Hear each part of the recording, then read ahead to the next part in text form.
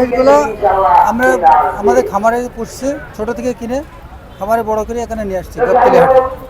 এই যে মানুষ আকর্ষণ করতে ভালো দেখছে, দেখে পছন্দ করছে, এমনি দেখতে অনেকে ভিড় জমাচ্ছে, অনেক ক্রেতা আসছে, দাম বলছে, একটা বিক্রি করেছে আর 3টা এখনো আছে। এরা আপনার এই জাত কত হবে কিছু বলতে পারবো না। আমাদের এই মোষের পেটে, কালো মোষের পেটে এই বাচ্চা হয়।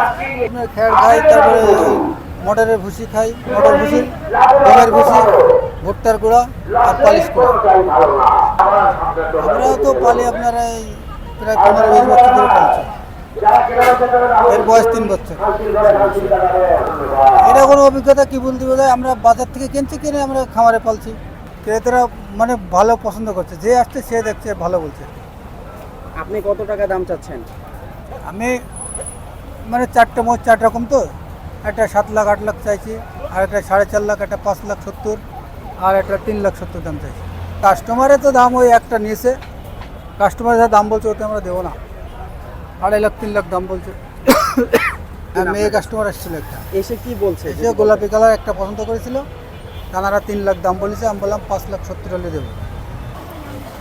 মহিষ বিক্রি তো করেই দেবো, আর না করলে আমরা খামার আছে, আবার খামারে নিয়ে ঢোকাবো।